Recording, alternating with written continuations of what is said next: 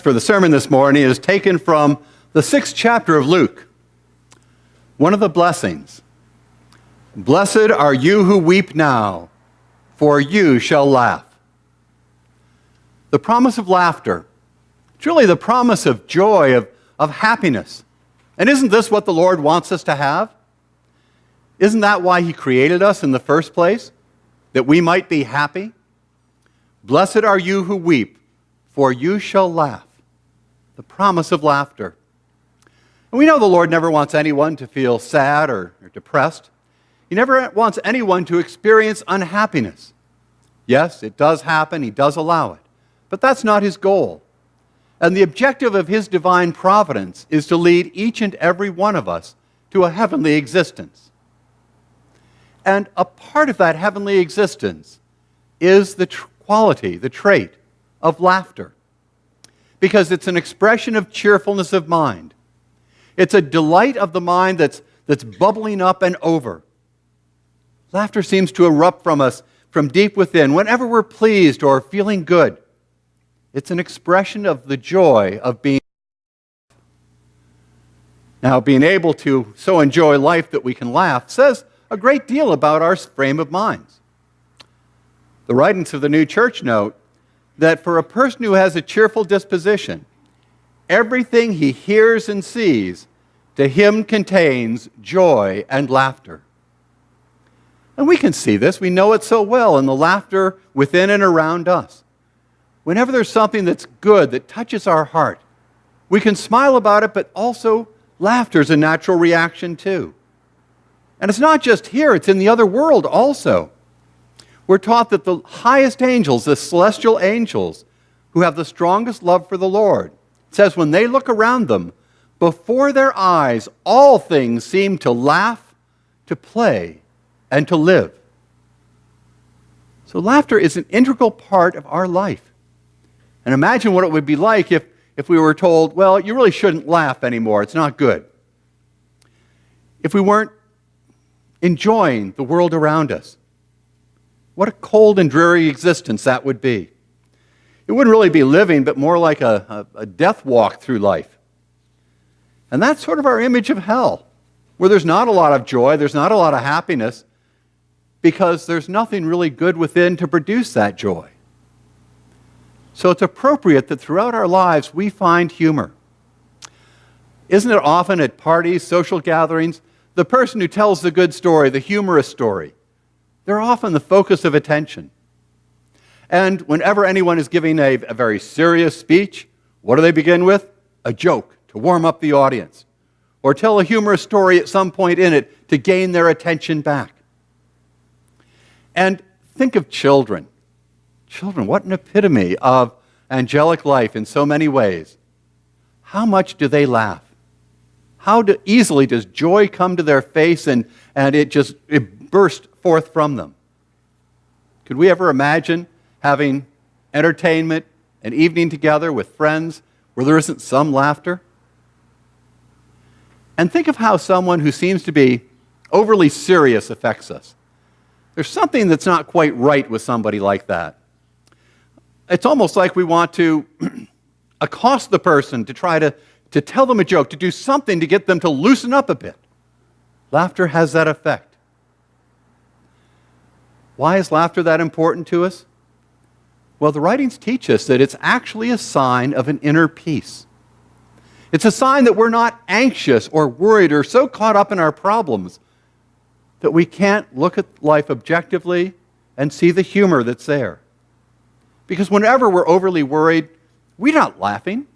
We can't even think about laughing. It's too alien to our state. Now, we know that the Lord tries to remove these anxieties from our lives. And Swedenborg experienced this too in the other world. He discovered that the presence of angels caused his face to be laughing and cheerful. Just being around the angels had that effect. And it's not simply an external thing affecting him, it was their inner peace, their inner trust in the Lord. That's what enabled them to create that effect in Swedenborg. So that they, in effect, were taking away his worries, his concerns. And we're also taught elsewhere that when we are cheerful, that when we're laughing, we actually bring joy to the angels who are associated with us. Consider this psalm. When the Lord brought back the captivity of Zion, we were like those who dream. Then our mouth was filled with laughter, and our tongue with singing. Imagine the awe, the joy of those people who'd been carried away captive, away from their native land, and they were finally being returned. Their mouth was filled with laughter, their tongue with singing. That's the laughter of the angels. It's a joy of what is good.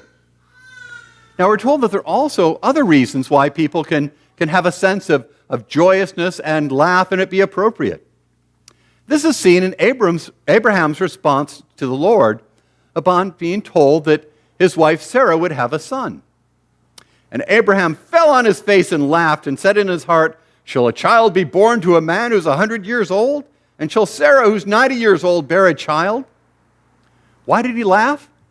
The idea that they could have a child was absolutely ridiculous. It wasn't possible at all.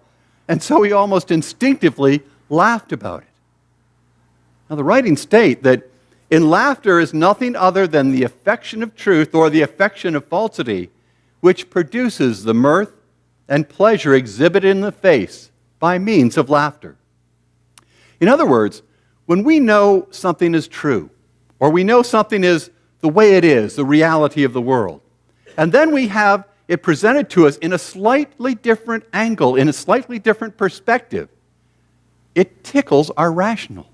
And that triggers laughter also. Think of the 4-year-old who earnestly says to his mother, "Mommy, if any bad guys come to the door, I'll protect you." Well, why would we try to hold back our laughter when a child says something like that?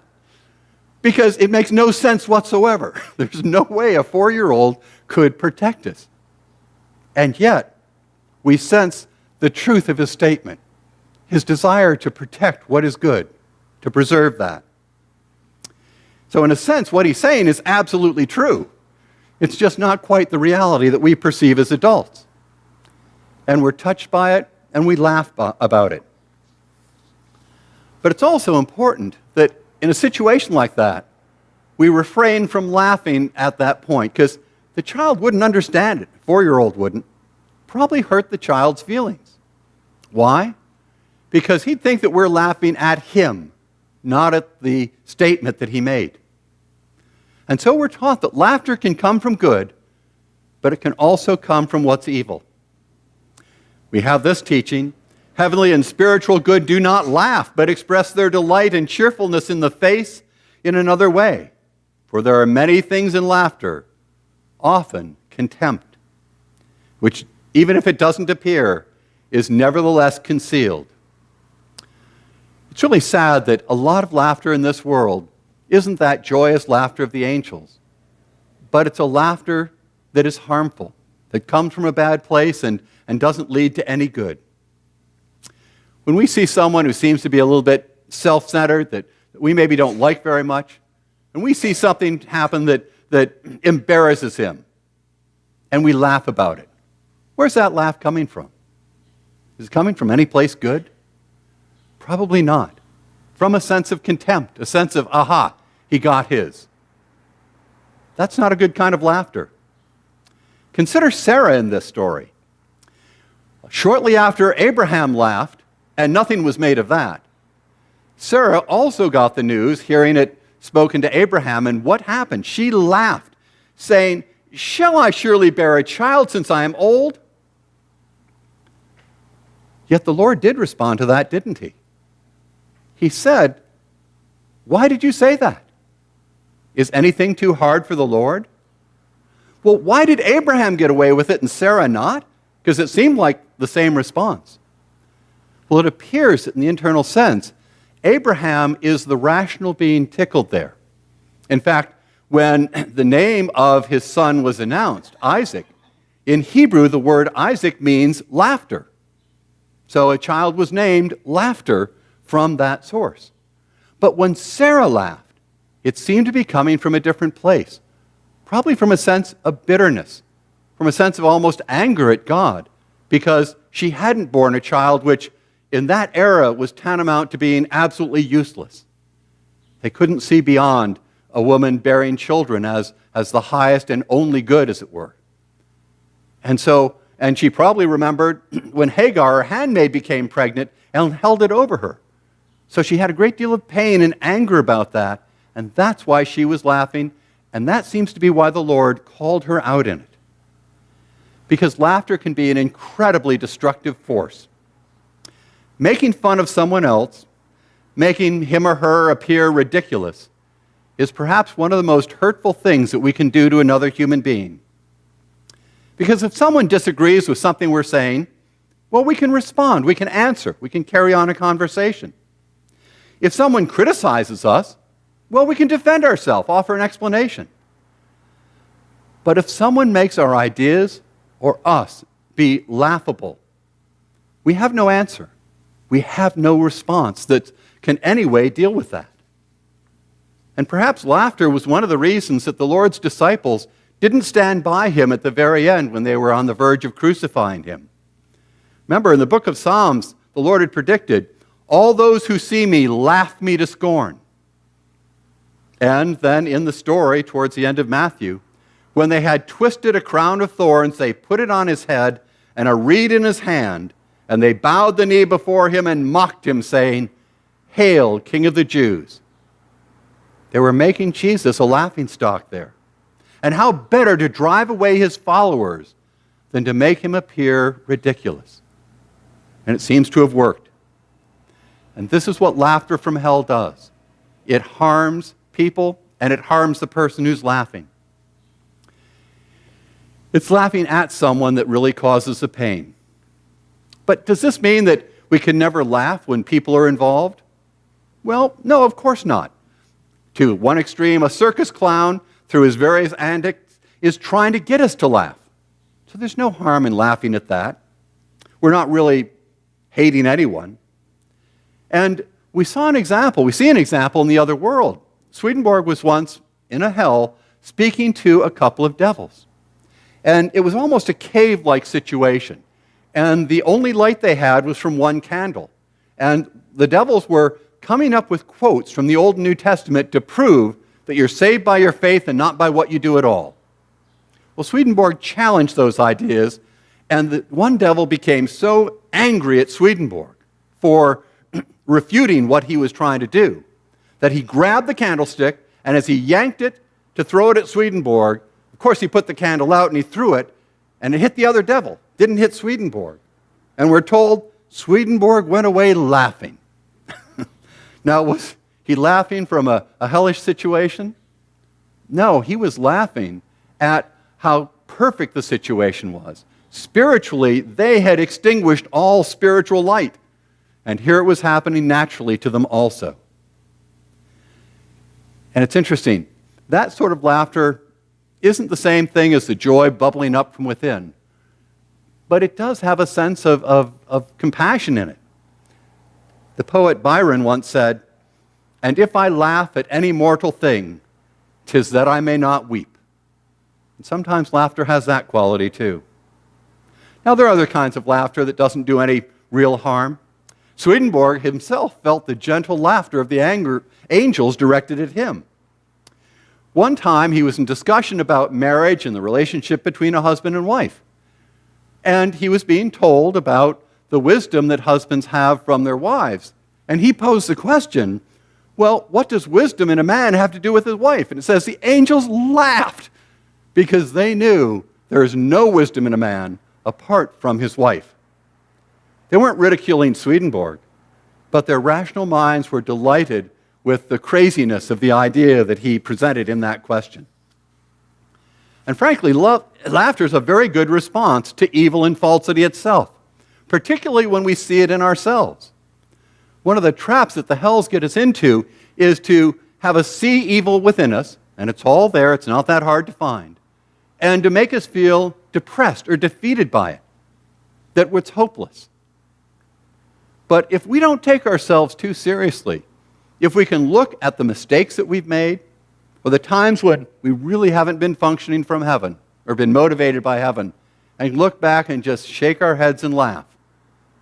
That frees us up from some of the control that has on us. That's why the promise the Lord gave in Luke, and you shall laugh, those of you who've wept. It's a laughter that comes from recognizing what's really of hell and what we don't want to have. So laughter, in its real essence, can come from a peace in the Lord, a confidence in His providence, an acceptance of His way. It can also come when our rational minds are tickled, are delighted by seeing something that's slightly different than we'd seen before. It can come from many sources. Yes, of course, laughter can be a very destructive force.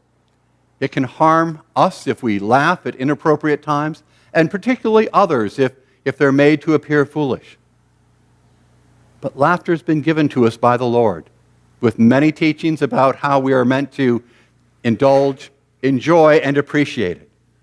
The promise that you shall laugh is the promise of the gentle humor of the angels, the caring humor of the angels, the laughter there that is really an expression of love for the Lord.